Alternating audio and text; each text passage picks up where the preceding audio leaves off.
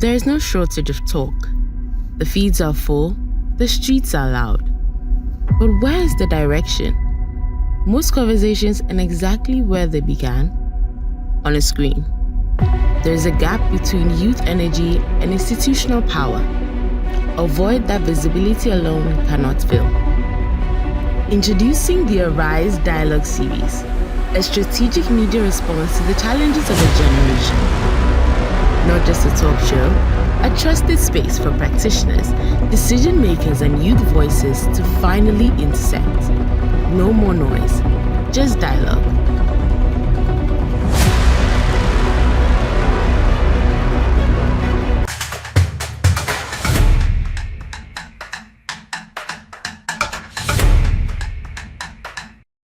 We have a very interesting conversation for today. Our theme for this episode's conversation is 69 years of Ghana. Have we done enough for the youth? A historical look at independence versus the current reality.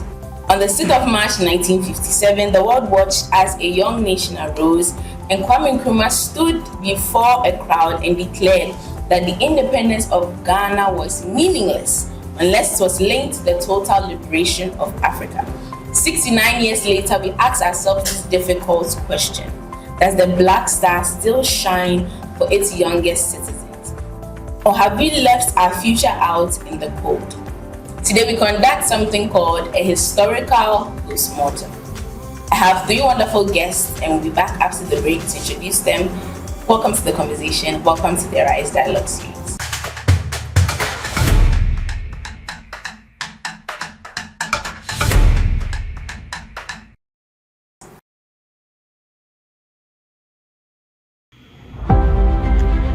The heartbeat of the nation is our young people, pulsing with life, greatness, and potential. This is Ghana, where our actions create a ripple effect across Africa. Since 1957, it was told that Ghana's future will be one of freedom, growth, rich enterprising, and potential. Your beloved country is free forever. That new African is ready to fight his own battle and show that after all, the black man is capable of managing all of us. Rising from the ashes to new heights. Ghana's story is a story of hope. The young people are leading at the forefront of Ghana's development. However, despite our great strides, there is more to be done for the young people of Ghana and the world.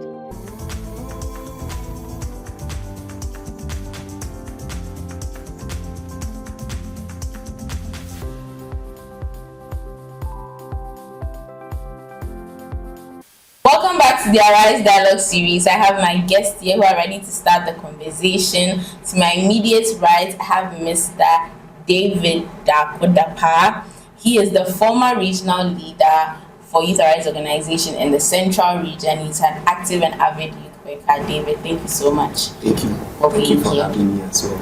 Yes, and my only lady on the panel today, she's a doctor of optometry and the National Clubs Coordinator for Youth Arise organization, Dr. Ifa Dede Abroka. Thank you so much. You're welcome. Thank you for having me. I'm excited to be here. Yes, and last but definitely not the least, we have Sir Ruben. He's a lecturer, he's a journalist, he's a writer, and he's a very wonderful guide. So all of our media students at the Rise Multimedia Agency, thank you so much, Sir Ruben, for receiving our invitation and for being here. Thanks, Jessica. It's such a pleasure to be here. Okay, wonderful. So let's get straight into it. I know that we're having a discussion earlier before the show began, but my first question to you, or anyone can take this question, is when you remember the 12 and the fight for independence, what stood out to you, or what stands out to you, and where did you envision Ghana to be after 69 years? When you were young and people were talking about the vision of Ghana, where did you imagine Ghana would be now, and how do you feel about the toll that our forefathers had to go through during the time of independence? Anyone can begin. Well, I think that for a group of Ghanaian men to stand up against an empire and say that look, your time is done here. Pack shop and go. We want to take care of business ourselves and rule our nation. It's such a selfless act. As a young person, it means some people think of my future. They want to create a country where I can be a citizen who is respected, who has rights, and I can also raise my children in an environment that has freedom, that has rights. So for me, it means a lot to me. And with the energy, the sacrifice is the most salient thing for me. They went through so much prisons and, we all know the struggles. I feel like with all that pain and energy, Ghana should be somewhere ahead of where we are today. Even though where we are is not so bad, we could do better due to what the past had written for us. Doctor, if you have anything to add. Well, I would say for me, when I remember, from what we read from our history lessons and, just generally what's going around in the country, it tells me a lot about how courageous we are as a people. And even, sort of comparing it to how we are taking our current day-to-day life and the way we are handling things, it just shows that there's this courage that is sort of like a trait in every Ghanaian, and it was just very evident in that particular incident. And I think for most Ghanaians, it's something that we are very proud of. Even though we may or may not like the current state of the country, for every Ghanaian, if you ask them about our independence and how we attained independence, they speak about it very passionately and with some sort of pride. So that's something that I think that I personally am proud of, and it just speaks a lot about the courage that we have as Ghanaians. What do you think about the toil and the independence journey of our forefathers? It's very interesting. I don't know how you feel if I was there those days, but what stands out for me, or what, watching the history and then reading, one thing that fascinates me was the boldness of the vision. That's our founding fathers, what actually went through and what came over them for them to say that it is time for us to gain our independence. There were two stands and two ideas talking about the UGCC, and even Nkrumah coming in and breaking out from the UGCC. Yeah. He talking about the fact that self-governance now, for the UGCC, self-governance in the shortest possible time. And looking at the entire Ghanaian people, not just the frontiers, but even the entire Ghanaian people, farmers, students, the lay workers, you could see everybody was in for it. And everybody was so excited, and we needed our independence and self-reliance. And taking on the latter part of your question, how do you envision Ghana to be after the 69 years? A lot has been done, but it looks like we are not really progressing, and what was expected of us, we are not really achieving it. Up to now, we still rely on imported goods. So I feel after 69 years, we should have get to a point where we process and even finish, we make finished goods from our raw materials instead of exporting the raw materials and talk of even our education. Although when you look at the African scope and then you compare us to the other African countries, we may appear like we are doing well in our education system, health, and energy and all that, but still there's more to be done. Or you think, your opinion, is the most significant thing that Ghana has done for its youth? When you take a look at from 1957 till now, is there any positive thing? Let's begin with the positive before we get into a deeper conversation. What do you think is the most important, or the thing that has stood out the most, that you feel like, okay, we've done well for this particular thing, we've done well? What do you think? What are your thoughts? It's young people. Yeah. So I think I would start. Yes, sure. When you posed your question, the first thing that came to mind was our current educational system. Okay. Now, we may not have the best, but I think one way or the other, we've tried for our young people. Because for some African countries now, we still have the situation where it is not really normalized to see a female go to school. Yeah. But I think that to some extent, at least in my JHS, I think we were more females than males in my class, and that was then. So to some extent, we have made it easier for the girl child, and not just the girl child, but education has become more of a basic need that every young person needs to achieve. And one way or the other, I think that it has become more accessible to young people as well. So I think that our educational system, there is still some need for reforms, but generally we have done something right with that. Yeah, so just to add to it, to a point where they have made it free to some levels, where even at the university, they cover some part of your fees, means that they think about the young people and they've accepted us as the builders of tomorrow. And that means a lot. Thanks, Doc, for that point. So what I can also, definitely we all talk about education. Education is one thing. After independence, our government, or let me use us as a country, we've done for our young people. When you look at on the global stage, you could see that in Africa, a lot of Ghanaians thrive in a lot of areas. To talk of science, we can mention of Professor Alote coming up with the Alote physics formalities, or the theory he formed. He's a Ghanaian. He means Ghana produce good education for 80 young people. And even in terms of governance and even global politics, FIA9, Guinea Chambers in ECOWAS, we could mention a lot of names who are doing well out there. And people don't grow from adulthood. They probably became youth, young people before they became adults and all that. So it means Ghana has done a lot for young people in terms of education. I may want to touch on something that I think a lot of Ghanaians underestimate. Okay. There is this thing, religion, how we coexist without any problem in Ghana is so amazing. I remember 31st night, our Muslim friends follow us to church. Yeah. And then on Saturday, you go and We all share we take Saturday from them, and Yeah. there is no bad blood. Yes. It's a thing that has been built so early for us that I am you and you are me. Even in hardship, Ghanaians share, and that is one of the most beautiful things. The cultural acceptance of everybody is excellent among Ghanaians. To add to what he just said, it just brought to mind the way we hand over power.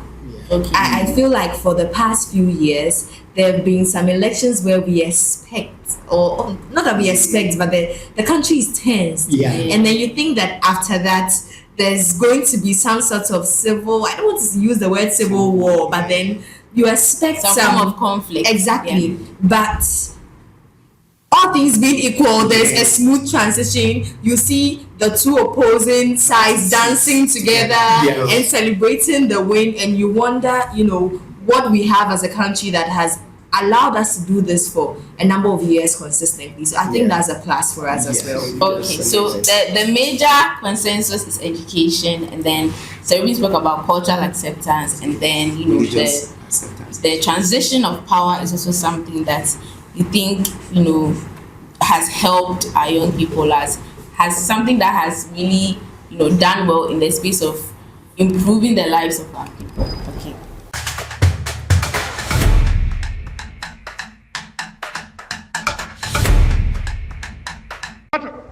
And we again rededicate ourselves not only in the struggle to emancipate other territories in Africa. Our independence is meaningless unless it is linked up with the total liberation of the African continent.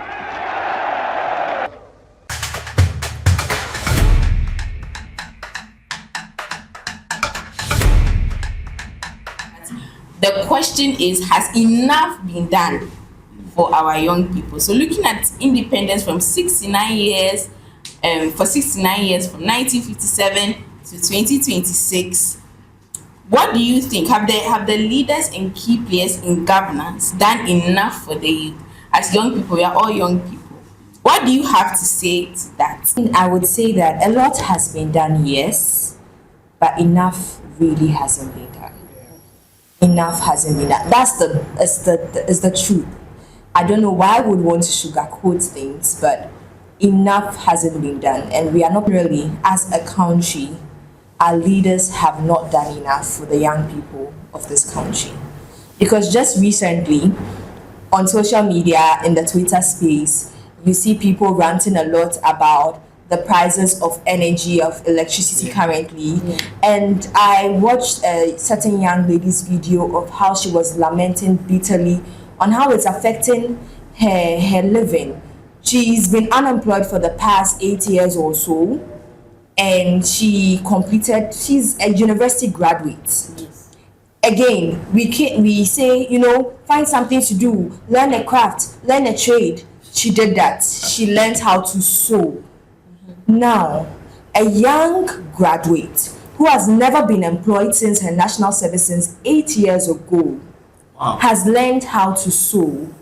And the prices of electricity makes it so difficult for her to even sew so much to show her craft to the world, to get people to come and patronize her. I feel that even on the Twitter space, you realize that there were lots of people that were also siding and sharing their own experiences. So this goes to tell us how little has been done for the young people. I think that when we say things being done for young people, our mind goes straight to education, goes straight to, employment and stuff like that. But some of these things, it affects all of us. Electricity, bad road networks, all these things. Because if the roads are better, I could be in my farm somewhere as a young person and get my produce to the urban centers and have something good going on for myself. You get it? So if you tell me to start being entrepreneurial, but the system is not allowing me to do that, then very little has been done for us. From your opinion, Sir Ruben and David, what do you think? Do you think enough has been done? Do you agree with Dr. Ifwa, or you have some varying thoughts on it? I do agree. And I like how she started her submission, that a lot has been done, but enough hasn't been done. I think around all the world, if you enter any country, they will say a lot has been done, but enough has not been done. There's no single, let's say even the highly technological developed country, you will still have some people say what a lot has been done, but it's not enough. Yes, and it is true. Her submissions are very true. We are in a country where people go to school, young people go to school, they graduate and then they come. You look at the number of people that graduate every year, every academic year, and you ask yourself, what percentage of them are being employed into both the public sector and then the private sector? Opportunities are not given, there. They are not there. So you feel like from that point, we have not done enough. Yes, and even the ones that are there are limited. Okay. And it is for the few oligarchs, let me say it that way.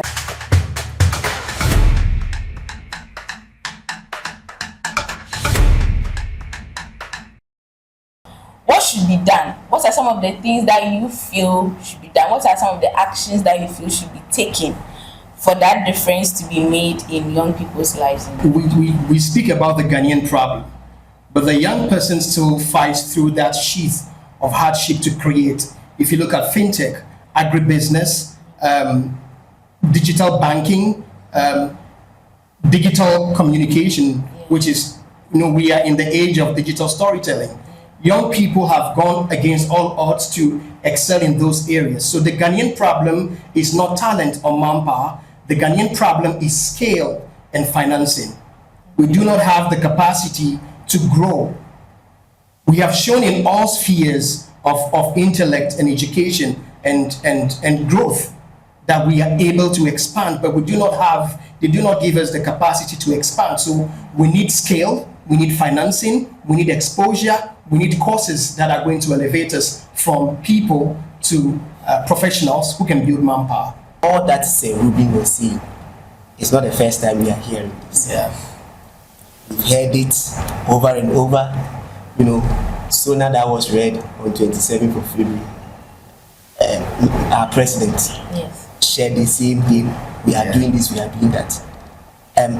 Among all these skills and then the technical know-how that the young people have to acquire, which we have systems and initiatives in place to give to them.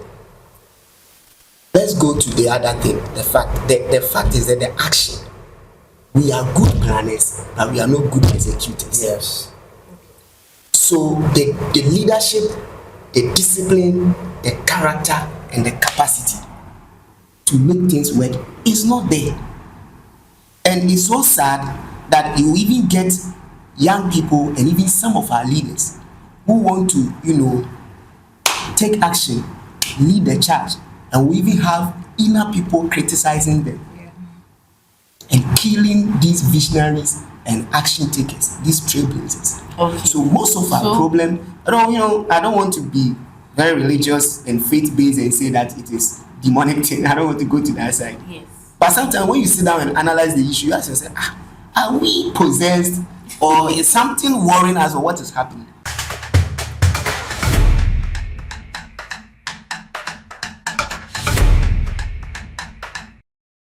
What could be done? Yes. So I want us to have a solution-based conversation. So, like you mentioned, the educational reform is something that I think, as a matter of urgency, needs to be addressed, because we have so many issues in the country that we go to school, we learn something, and that is not solving the issue. So that needs to be addressed as a matter of urgency. There are people that are reading courses currently, they don't even know what they are going to do with them.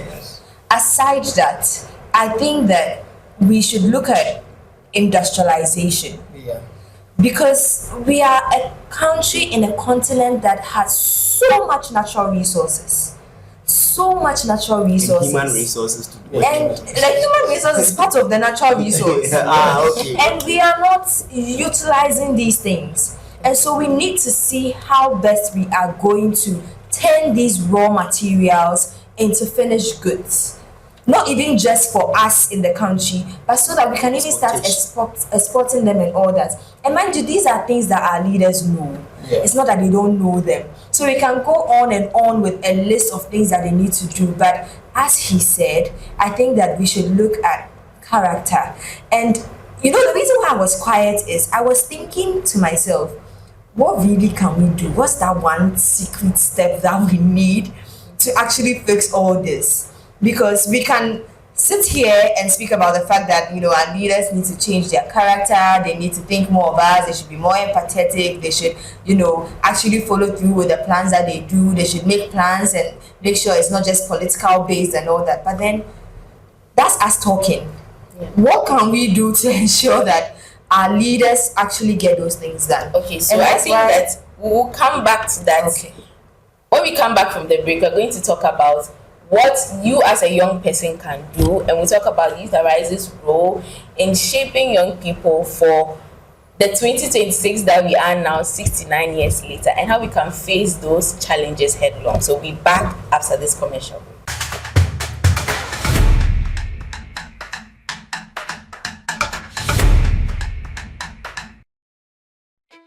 Every year, we pause, not to slow down, but to sharpen. The Sharpening Your Sword Conference is a moment to refocus, relearn the basics, and to realign with purpose. To take a break from the work of your work to work on your mind. Here, connections are formed, ideas are exchanged, and relationships are strengthened. Because growth requires intention, greater focus, new insights, and timeless principles revisited. SYC pushes you out of your comfort zone and into new ways of thinking, leading, and serving. Make it a point to be there. Sharpening Your Sword Conference 2026. Register now and secure your seat.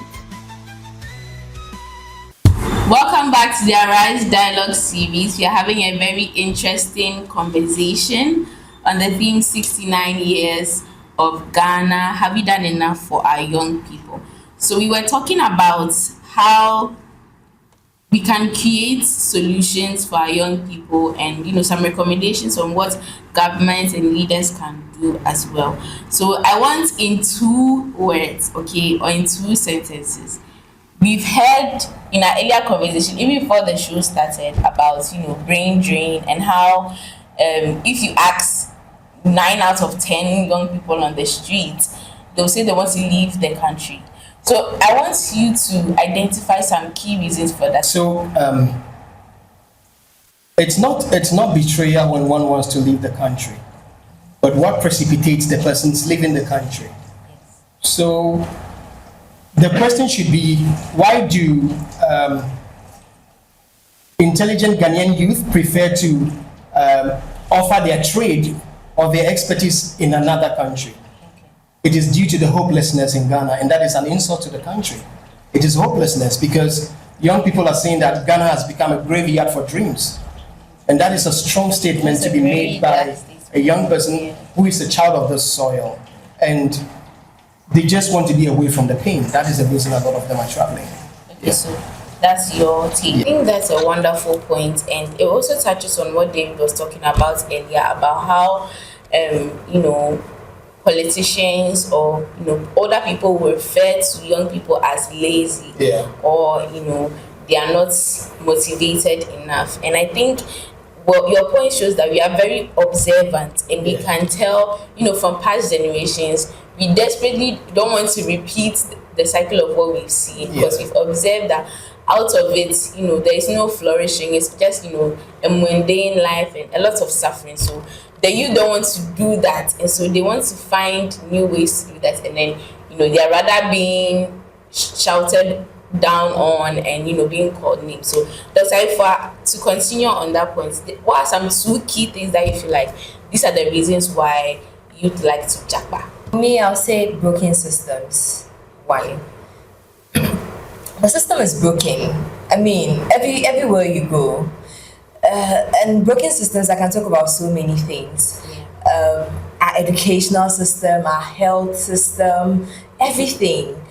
So there are some places where if you don't know anyone, some hospitals, government hospitals for that matter, you don't know anyone, you will not get a bed, even if you are dying. They would literally. That has recently come up so much recently. Exactly, The and news in general. I think about it, and I'm saddened because out there, we say there are some racial differences and all that, and racism is still going on and stuff like that. But I can promise you for free, that there are some people that are doing like the lowest jobs outside that will still have a bed to sleep on if they go to a hospital. Like, I think about that thing and it makes me so sad. Just recently, a friend of mine had her relative die in this way, and just even talking about this brings back that thought, and it makes me so sad because how is it that if I don't know anyone in a government institution that is run by taxpayers' money, of which I am a part of that taxpayer, I cannot get access to the basic health care. The basic health care. Our systems are completely broken. So I am here, say I have the qualification to be a teacher here, but I'd rather be outside cleaning potties because I know that if I'm unwell, at least there's a system to take care of me over there. So our systems are broken, our educational systems are broken, our economic systems are broken. Honestly, two is too much. I just have one for you, and our systems are basically broken. What are some of your key things that you've noticed, or key programs that you've noticed that help young people to navigate today's world? I'll start with you, Dr. Eka. Thank you very much for that question. I think that Youth the Rights and its agencies have done a lot and is currently doing a lot to provide some sort of direction for young people, especially young people living in our side of the world in these times. And I'd like to begin my response to this question in this way. So remember earlier, I was asking when we were trying to find out what can be done to, sort of solve issues and help us and ensure that something much is done for the youth. I was asking whether on the side of young people or on the side of the government. So a major issue that is overlooked by many is mindset. And that is where I believe that the Youth Rights Organization plays a major role. I wouldn't really speak much about all our agencies and what we do. We do a lot of amazing things. But then I would like to even pick our flagship program that we've been running for the past 13 or so years and over, which is the Leadership Diary Training Program. Now, there's a part of it that we call My Ideal Africa. And I think that even in just that very exercise that we do, the My Ideal Africa exercise, it gets young people to think about Africa. it gets young people to think about Ghana. It gets us to start thinking in a more patriotic way. And I believe that is the beginning of us making some sort of change in our personal lives and in the country and then the continent as a whole. So I think that we are doing a lot in terms of having that mindset shift amongst the young people of the country.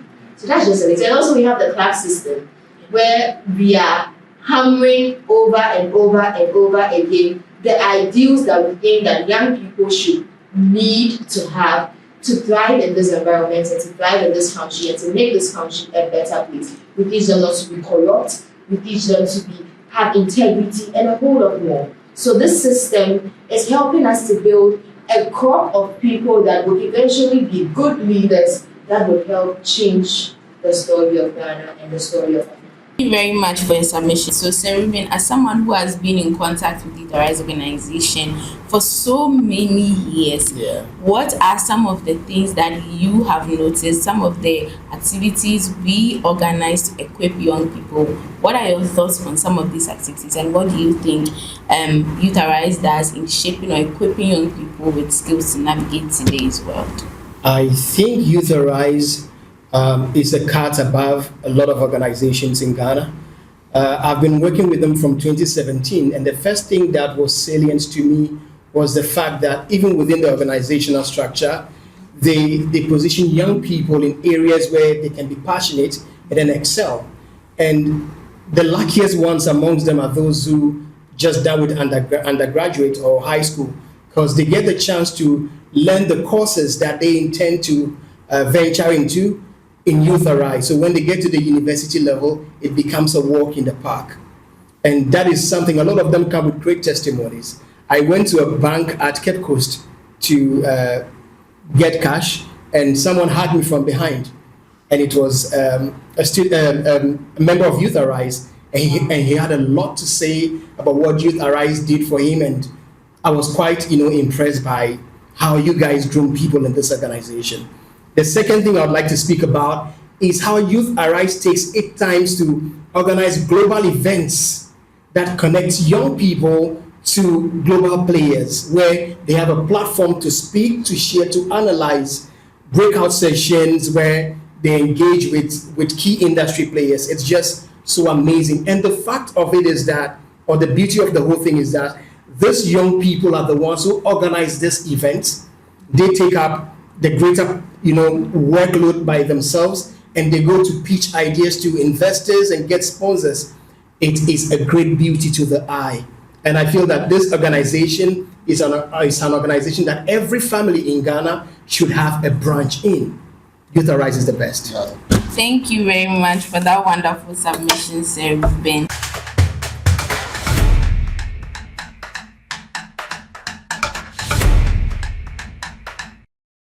For everybody seated here, you have a talent, you have a skill, and you have an ability.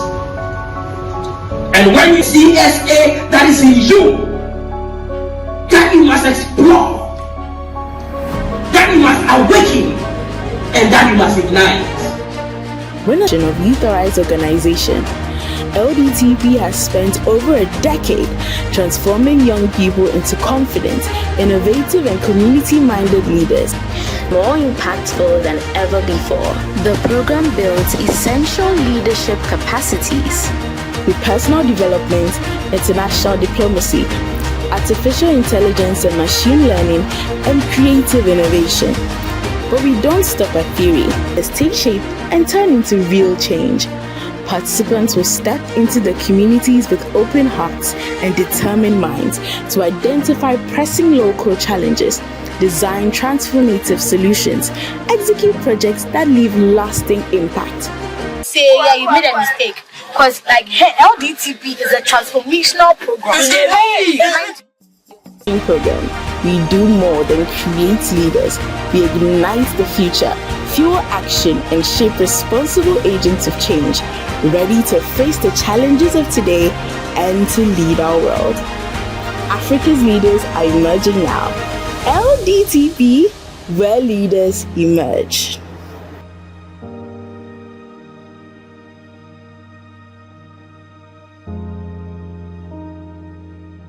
final thoughts from everyone.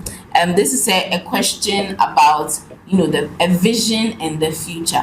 We are talking about 69 years of Ghana. I want to know, Ghana will in 31 years, Ghana will be 100 years. And when Ghana is 100 years old, what would you want to see? What changes would you want to see? What is your vision of Ghana at 100? So I would say that Ghana is a pace setter. When independence came, the founder said something, that the independence of Ghana is meaningless until it is linked to the total liberation of the entire African continent. That is teaching us that independence and freedom is not static. It is a generational thing. So when it gets to your generation, what are you going to do to move that vision forward? In the next generation, I would want to see that production is happening in Ghana, because I observe that we export cocoa and import chocolate. Yes, it's an irony. Yes, it's so painful, yeah. and it's so bad. But I feel like by then we should be able to be a production country.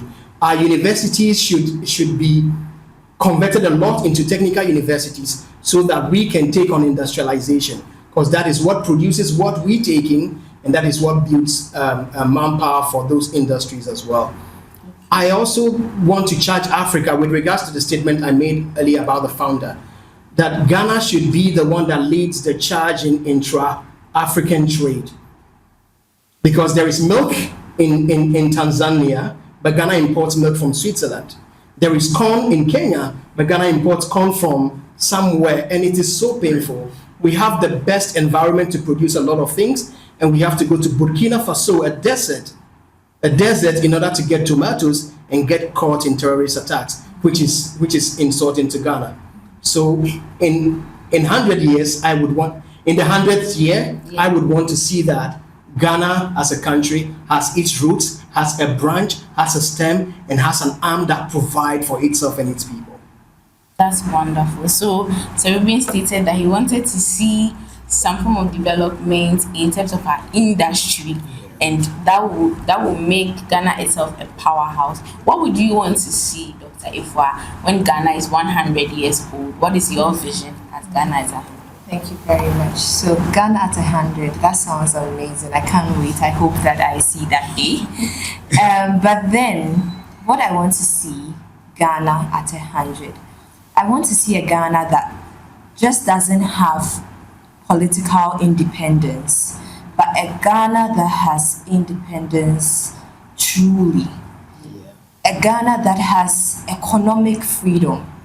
A Ghana that has, freedom truly. Like right now, we still go to our colonial masters for support, for funds, to do basic things like roads. We want to be truly free and truly independent. That the independence that we speak about is not just a ceremony that was held some years ago, but the normal day-to-day Ghanaian can actually experience that freedom and that independence. That a young Ghanaian youth or a young Ghanaian child can speak about the Ghanaian dream. We hear a lot about the American dream, but little about the Ghanaian dream. Do we even have a Ghanaian dream? If we ask 10 out of, the population, and we ask you, what's the Ghanaian dream? Will the same thing run through?